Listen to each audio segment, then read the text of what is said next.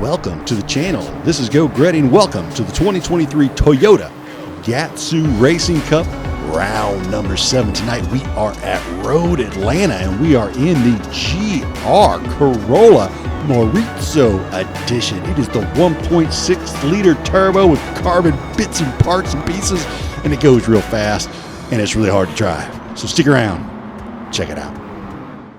All right, it is the final round, and currently I am sitting 16th in the U.S. with 830 points. Pretty close to all the way, shoot through P12, really, pretty close to those guys. And then in the region, I am 20th, and again, close all the way up to P16. Would love to be in P16 at the end of this race, but it's going to require, well, 300 plus points. But right now I'm sitting 84th in the world right before the race started. I did a first race. It was, well, pretty bad. I just didn't really have a feel for the car with fuel on board, so I had lots of penalties. I think I ran into, well, I can't remember, was it Paymay twice during the race? Oh, it was just awful. So going at it again here, and well, we're going to get out here on qualifying. And I started last race in P4, which was honestly not terrible. That was a really strong lobby. Just my driving after the start was pretty pathetic. Now in this race, again, I just need to start near the front, but this time stay within myself, drive within my limits and means. And actually, now that I know what the car feels like with some fuel on board, maybe I should do something good instead of going all the way to the back of the pack. So here on qualifying, trying to remind myself, stay slow, Gretty. Don't overdrive the car. This little hot hatch, man, it will get out of control in a hurry. Now I go through the first sector. I see my first sector time, 35.574, and I'm like rubbing my hands together, except that I'm driving, so I'm not really rubbing my hands together. I'm thinking I'm rubbing my hands together. I'm going, ooh, that's good for a 33. That'll put me in a 133 something, like in the high range of the 133. So I'm like, oh, this isn't bad. Just got to be smart through the last chicane, because really that's all that's left here on the track after this really long straight. So get on the brakes there right after the 300-meter board. Cut as much of this left I can without going off track. Come back, trying to hold the speed through that corner. I have to blip the throttle just a hair, and I'm like, oh, it's going to lose me about, 500ths or so, maybe a little bit more. But I'm like, oh, I wish I didn't have to blip the throttle there. Cross the line with a 133.736. So like I said, a high 133 was what I was expecting out of that lap. So felt pretty good about that. Look at there. After everyone crosses the line, Go Gretty and P1, the top split lobby. Oh, I was like, okay, this can't be real. I need to pinch myself here. It's sitting in P1 here on round 2, and the top split is pretty darn good. But I know that those guys behind me are super fast. So I got to put down a better lap here on my second lap. Get a really nice exit out of there. Cut a lot of that left-hander there and pull out with a 35.457 up on my previous sector 1 time. So I was like, oh, this is really good for me now, because that is a low 133 type first sector. So I'm like, oh, if I can pull out a quick 130, a really low 133 here and stay in P1 or P2, that would be just fantastic. Now, as I was coming down the straight, Viper here in the front of me, he had a penalty, but he moves over to the left, gets out of the way. My sector time, going to be able to hold up here as I cut a good part of the track there. Get into the 60s as I'm coming around that right-hander, able to hold the throttle a little more solid as I come into this last bit of long sweeping right, whatever you want to call it. And can I beat my time? Yes, I do. A 33.540 back up into P1. But Turismo Lester does not allow that to last for long, as he beats me by 28 hundredths of a second. Just killing me. But that's all right. We got one more to go. I might be able to pull a miracle out of the hat. 133 flat is what I put down in the time trial. Can I beat that here in this qualifying to put myself on pole position in this top split lobby? Well, not for lack of effort, I can tell you that. I've got my head down, but unfortunately 2/10 off of my previous best sector 1 time. So that is not good, but I have a little better right-hander. And then as I'm coming around, Def Sun goes off track. I'm like, oh no, now Def Sun's off track, and he's got a half-second penalty. Hopefully he pulls off the course. Let's the Gretty by. We will see as he commits Harry Kishner right there into the wall. I had a good chuckle when I saw him do that. Good stuff. So now heading down the final stretch of the track, going to get on the brakes hard again right here after the 300-meter board, abusing the rev limiter. That is an over-rev situation, folks. Don't do that with your real car. That will void your factory warranty. Now into fourth gear, coming down through the final section. Was that chicane good enough to put me on the pole? Crossed the line with a 33.596 is not going to be enough. In fact, it's only going to be good for P3. But I'll tell you what, I will absolutely take it. There are some really fast drivers in this lobby. I tell you what, if I can get into the top 5, it's going to be really good points for me. And hopefully, I'll make my goal of the top 16 in this Toyota Gazoo Racing Cup. I don't know. We shall see. So, it's going to be a grid start. Now, we don't have a lot of these Gran Turismo World Series races here, so I'm actually going to show you the first 3 because we got Windfire here with a 133.420, followed by Lester with a 133.447. Then you go Gretty, P3 to start the race with a 133.540. I just had to show that because that never happens in these top split races. Gretty's never in third, so you've seen it now. You've seen it all. Oh, we dropped the hammer there when the lights go out.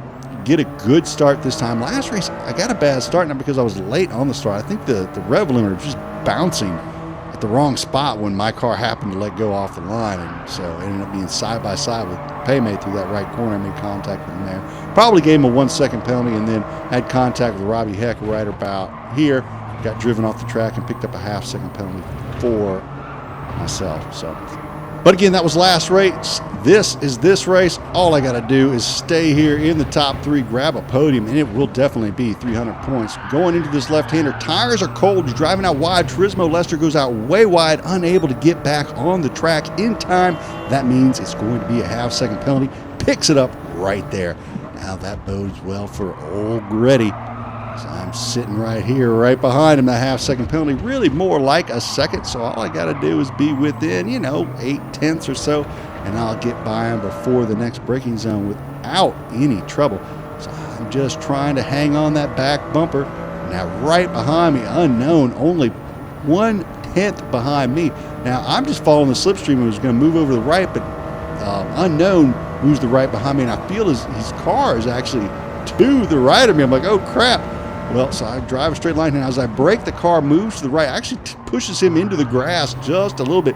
He's able to hang on to it somehow as the 2 cars were squirming in the braking zone, able to go through there without either of us wrecking. I was honestly pretty surprised at that.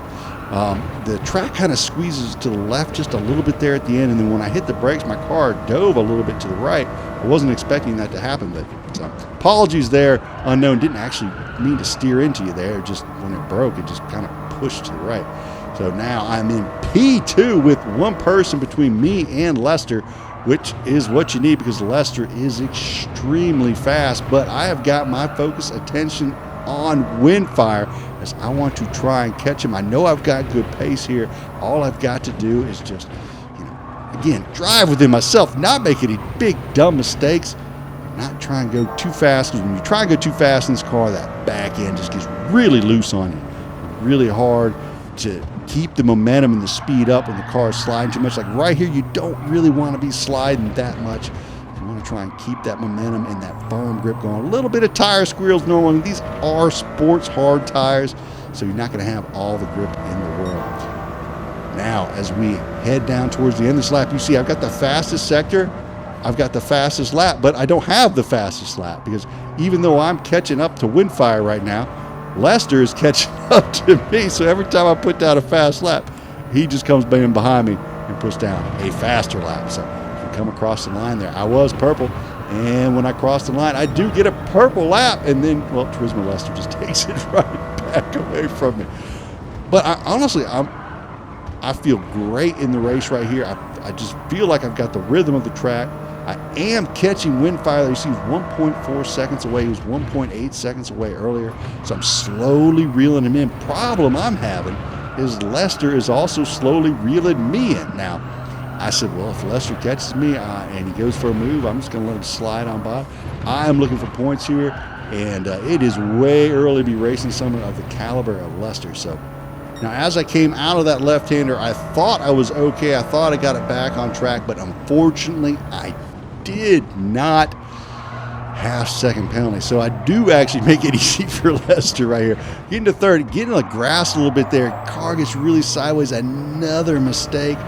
Now it's possible that maybe even Def Son's going to be able to get by me here on the penalty. Not sure. He is behind Lester, but I can't tell by how much. So I'm just going to move over here, stay over here to the left a little bit, let Lester slip down the inside, stay off that racing line for him, and then slip right back into a slipstream right there. Does look like I'm going to be able to hold off Def Son, so that is good. That is good. So race not over. I'm still in third, still well within 300 points for this race. There's no pit stops in this race. It's one tire wear. It is one fuel usage. Fuel's not an issue. Tires are not an issue. But the issue is I've got Def Son right up my tailpipe. That's what the issue is. But I'm just having to tell myself, don't be nervous. Just run your race. Everything will be just fine. Now, my shirt is soaking about right now. My headset, the ear pads are like starting to absorb a lot of moisture because I'm absolutely sweating this race. This car is on the edge everywhere. For some reasons, if you load up these springs, you got the tires pointed in the wrong direction, it will not correct for you. You will end up flying in the wrong direction from where you want to go. So you have to be on top of this car at all times. Now look right here on the radar as I come into the chicane here. Def Son sends it from way back. I don't know if he missed his braking point, if he did that on purpose, but boy, I tell you what, he closed a lot of ground really fast right there. But fortunately, no harm to either of us occurred in that corner. All right, on to lap 7. I'm behind Lester here. Look, he gets sideways as he comes out. Easy to do in this car. He's not able to get it back on the other side of that curbing before it ends. So again, a half-second penalty for Lester. So he'll be given that position right back to me after I gifted it to him with my penalty. And that means I'll have another shot to try and chase down Windfire. Now, I got to tell you, I am really nervous at this point in the race because Def Son, Windfire, and Lester have always been at the top of these top split groups, or at least near the top.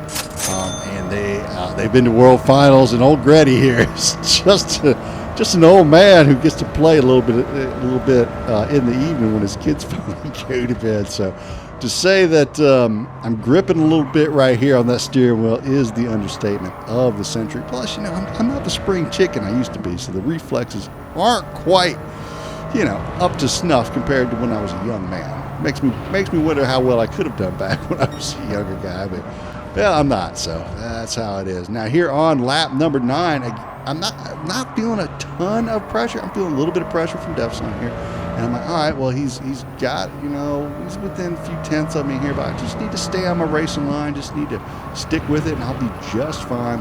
So what I'm telling myself, just take it easy through this right-hander, get on the brakes good and hard, and then you move it into fourth, get on your apex speed about 89, 90, and I just took it too quick through the apex.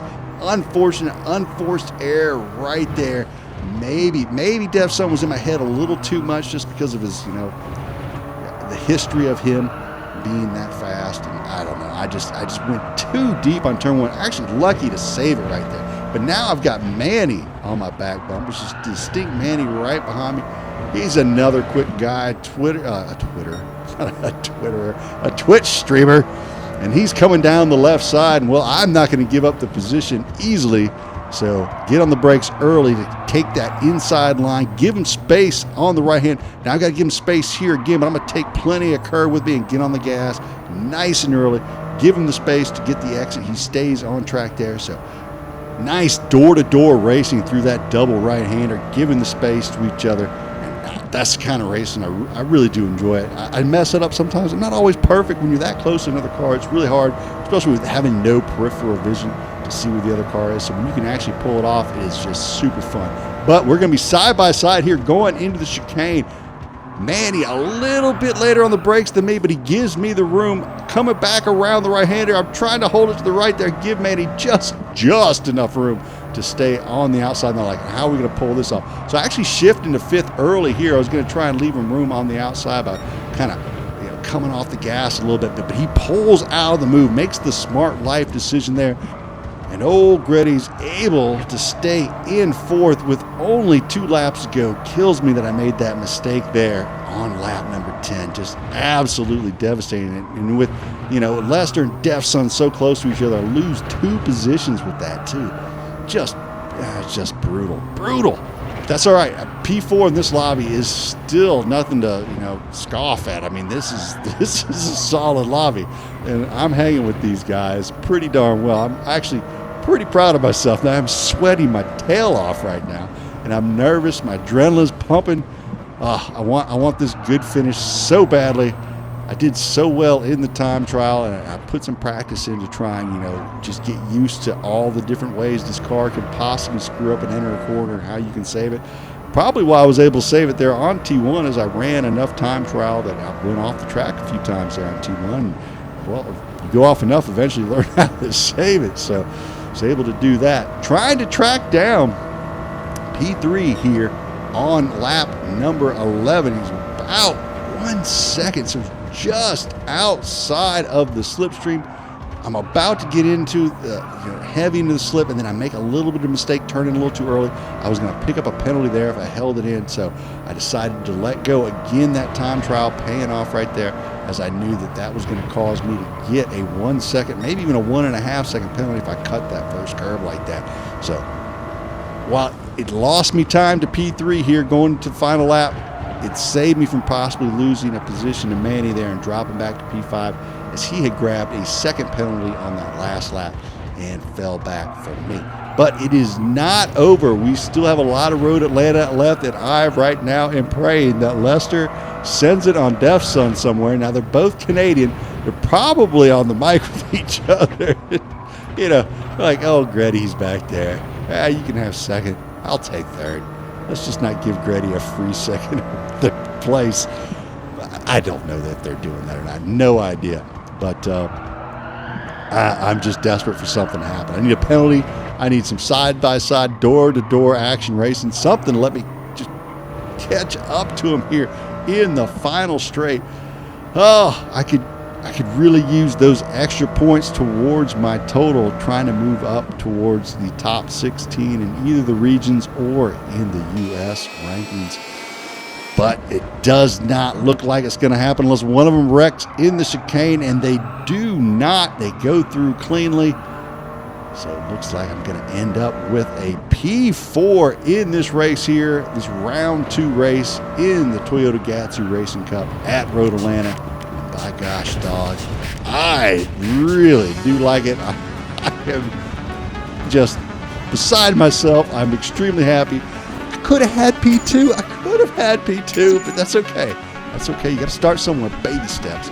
316 points. I think that is my highest point total ever. I don't know. I don't know. But I think it is.